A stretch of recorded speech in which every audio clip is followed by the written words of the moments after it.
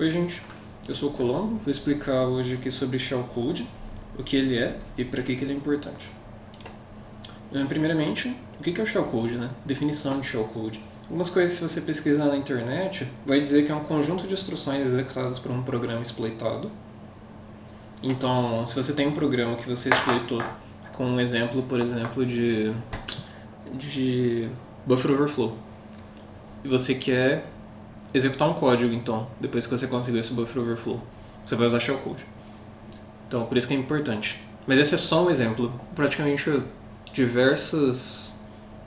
todas aí as vulnerabilidades em engenharia reverse e pawning se beneficiam de conhecimento em shellcode. Código que ativa uma shell para exploitar a máquina. Esse exemplo é um pouco mais da raiz do nome de shellcode, que era para criar uma shell. Mas não é necessariamente isso. É para executar qualquer código de máquina. Normalmente usa shell, mas pode ter outras coisas também, como por exemplo, ler um arquivo, ou modificar um valor, coisas do gênero. É utilizado por malwares para executar código na máquina, então malwares utilizam isso. Ainda hoje, né, apesar de shellcode já ser algo um pouco mais do passado, ainda tem utilidade hoje, ainda é muito importante ter o conhecimento. Por exemplo, se for analisar malware, é interessante saber sobre shellcode, porque pode ser o caso desse malware utilizar shellcode como exploit. Eu normalmente escrito em assembly. Beleza, quando a gente vai usar então, como eu falei, quando tiver uma situação em que o programa vai receber um input do usuário e esse input vai ser executado. Se você conseguir, por exemplo, um buffer overflow, você consegue criar uma situação em que o input que você passar será executado. Como fazer? Você pode pegar um shellcode pronto da internet. Maneira simples, é a maneira mais comum em problemas do tipo CTF ou desafios mais simples, né?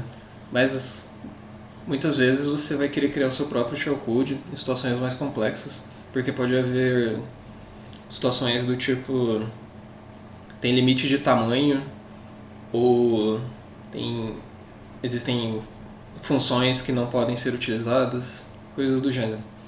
Então, às vezes é interessante saber fazer seu próprio shellcode para ou adaptar shellcodes da internet ou fazer seu próprio que faz exatamente o que você precisa.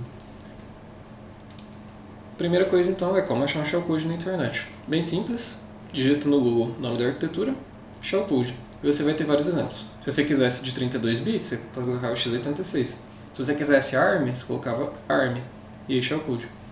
Basicamente é isso, e vai aparecer uma lista de shellcodes possíveis. E eu vou mostrar então alguns shellcodes. Esse aqui já é um shellcode pronto, mas eu queria mostrar esse site aqui, que é um banco de dados de diversos shellcodes que as pessoas fizeram e colocaram aqui. Dá pra ver que tem de diversos sistemas operacionais com diversas arquiteturas. FreeBSD tem para x86, x86-64, tem Cisco, tem ARM Linux, MIPS, RISC, Intel x86-64, que é o que a gente vai mexer, Intel x86. Então, veja a quantidade de shellcodes que as pessoas criaram. Mas, basicamente tem vários prontos, mas nem sempre eles vão servir pra gente também. Ou eles vão estar... A gente muitas vezes pode utilizar eles, mas precisa fazer algumas modificações ou coisas do gênero. Esses códigos aqui eles costumam ser generalistas, né? Então, a ideia é que eles sejam funcionais em situações simples, mas que pode ser que o código que você vai exploitar seja um pouco mais complexo, você precisa fazer modificações ou criar seu próprio. Mas eu vou mostrar primeiro como executar um shellcode, o shellcode da internet. Eu montei aqui então um programa. O que ele faz é, ele cria uma área na memória que é executável, ele lê do usuário o shellcode e ele executa o shellcode. Extremamente simples. É só uma simulação de uma situação que poderia ter com um buffer overflow, só que aqui a gente não está explotando o buffer overflow, é só a parte da execução, para mostrar como é que funciona. Eu compilei o código nesse arquivo dbconst, nesse binário, né? e ele espera um código e a gente passou alguma coisa para ele que não é código e ele não gostou. Mas a gente vai passar um código para ele agora. Beleza, qual código a gente vai passar para ele agora então? A gente vai passar algum desses shellcodes aqui, mas especificamente esse aqui, de abrir uma shell com esse aqui. A gente vai copiar o shellcode, que é esses valores em hexadecimal aqui, que é o equivalente a esses comandos em assembly. Então eu vou abrir aqui e eu vou dar echo-ne. O que echo-ne faz? Ele transforma shellcode, ele transforma valores hexadecimais, transforma o input nos valores hexadecimais dele, né? Por exemplo, se você der echo /x 41414141, isso aqui são vários 41s na verdade. Isso aqui, 41 é A maiúsculo em hexadecimal, né? Só que se você só fizer isso, ele vai printar /x41 porque é texto simples, né? Só que se você passar -e, aí ele lê como hexadecimal. Ele vê esse /x na frente e diz, é hexadecimal, então eu vou tratar como hexadecimal. E o que o n faz? Ele tira o /n da frente. Então a gente tira o pulo de linha, que a gente não quer o pulo de linha. Basicamente é isso. Ok. Vamos colocar o shellcode aqui. Esse é o nosso shellcode. O resultado não faz sentido, porque é um monte de binário que não é letra. Beleza. E a gente vai passar isso como input, usando o pipe, para o nosso programa, que a gente compilou. Executou, não deu erro, mas não aconteceu nada também. Pode parecer estranho, mas o que acontece, um pouco complicado de explicar, é que precisa fazer isso. O que acontece é que ele está abrindo a shell, ele está vendo que não tem mais nenhum input para ser recebido e está fechando o programa. E a gente não quer que isso aconteça, a gente quer que ele mantenha uma entrada de stdin para a gente poder enviar comandos para o shell que a gente acabou de criar. Como a gente faz isso? A gente usa isso aqui, que é executar cat logo depois aqui, que ele mantém a conexão aberta. Esse DLS aqui, a gente está executando o shellcode dentro do nosso programa. Extremamente simples, pegar shellcode da internet é tranquilo,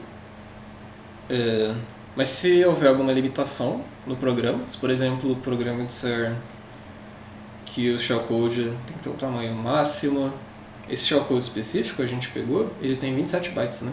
Mas e se o programa dissesse que a posição de memória é no máximo 20 bytes? Não tem nenhum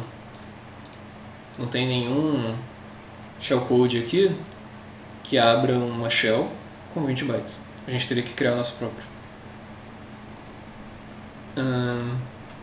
Vamos criar nosso próprio então. Eu montei aqui esse arquivo, shellcode.s. .s é de assembly.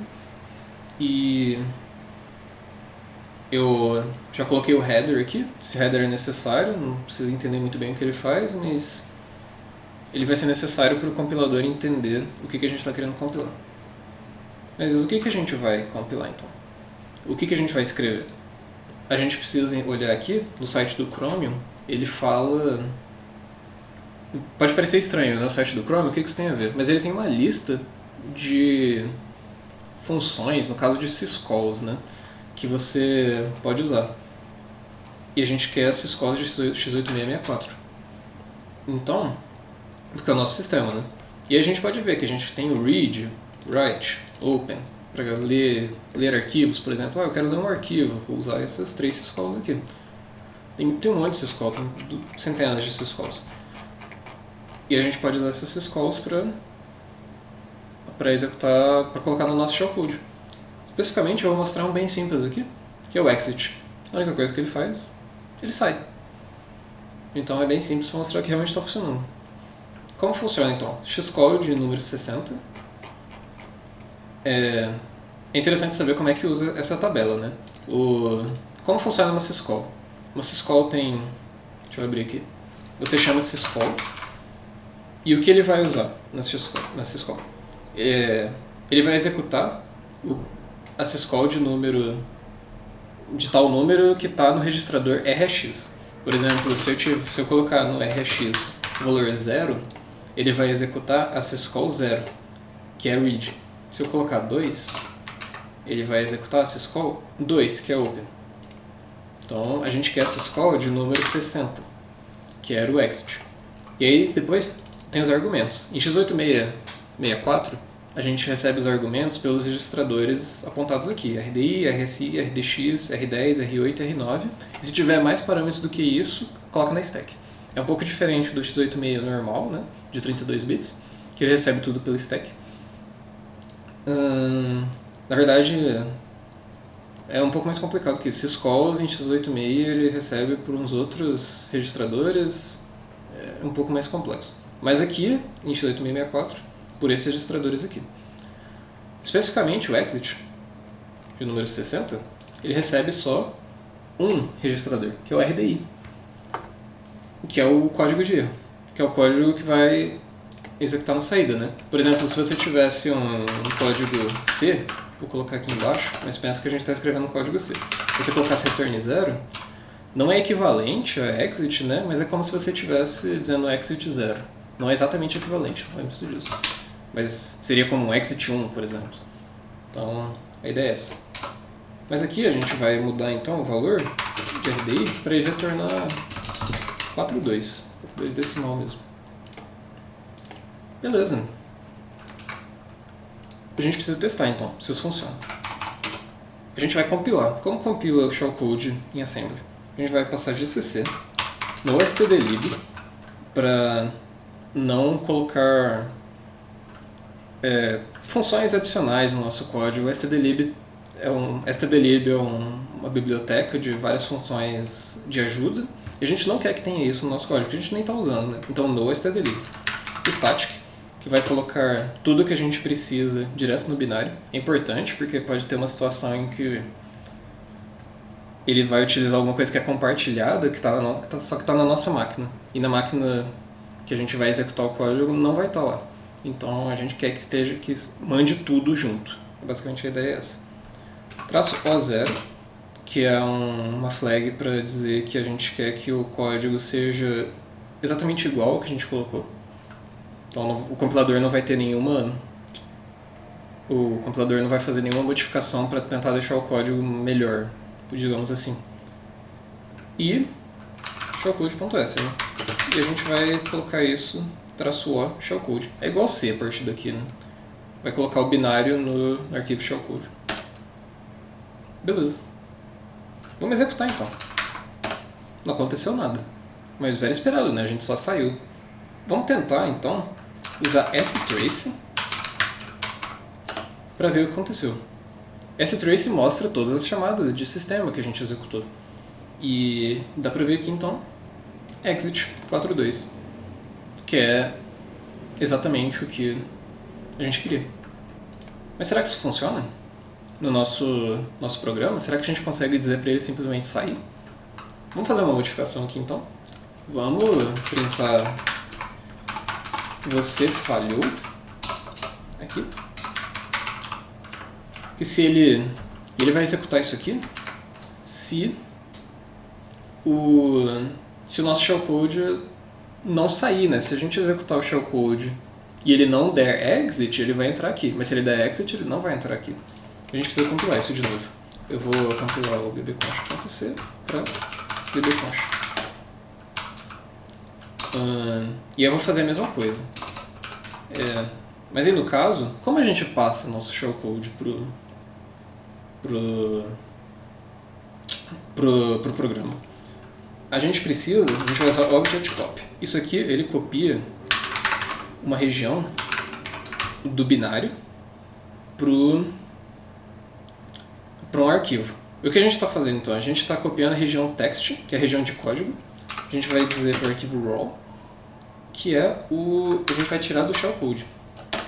Então eu copiei para raw o equivalente a só isso aqui. Porque na verdade o shellcode, esse arquivo binário aqui, ele tinha diversas coisas. Ele tinha um cabeçalho, coisas do gênero. Só que quando a gente passar o código de execução, a gente não quer essas coisas. Então a gente vai tirar só a parte que é realmente o código, tirar todos os Desculpa, a gente vai colocar só a parte que é realmente o código, mas a gente vai tirar todos os cabeçalhos e coisas do tipo e deixar só o código. Beleza, então agora a gente tem raw. Como a gente faz? A gente dá pot no raw, que é a mesma coisa que se você estivesse fazendo um echo NE, o shellcode aqui, né? No caso seria /x48, /x61, eu não sei qual que é o equivalente aqui, né? Mas a gente vai dar raw, que é o nosso shellcode, e vai passar pro libconch. Tá vendo que não printou aqui? Então parece que deu certo. Vamos usar esse trace para ver se ele realmente chama as chamadas do sistema. Exit 42. Exatamente o que a gente queria. Se eu mudar aqui para 41, por exemplo, eu der GCC no nosso shellcode, eu der o jetcopy de novo e passar isso, agora deu 41 aqui. Tá funcionando. Mas aí você está pensando agora, mas esse shellcode ele só sai. Eu quero fazer alguma coisa mais interessante, eu quero ler um arquivo. Eu criei um arquivo flag aqui, flag 1234, bem simples. Cria esse arquivo aqui também no seu sistema, na pasta que você está, né? Vem no seu shellcode e tenta criar um shellcode para esse código aqui, copia esse código e tenta criar um shellcode para ler a flag. Digamos que essa flag não seja possível você ler ela só abrindo o arquivo, mas esse código específico tem permissão para ler o arquivo. Finge que a situação é essa. Isso é bem comum. Finge que a situação é essa, esse código tem permissão para ler o arquivo e você quer executar o seu shellcode para ler o arquivo.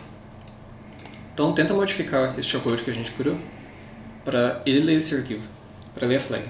Como você faria isso? Recomendo você olhar esse site aqui, das syscalls, e tentar entender como faz isso. Dá uma olhada especialmente nessas 3 syscalls aqui. Acho que vai ser muito bom se vocês conseguirem fazer isso. Acho que vai dar para ensinar bastante, vai dar para aprender bastante no caso, né? Muito obrigado então.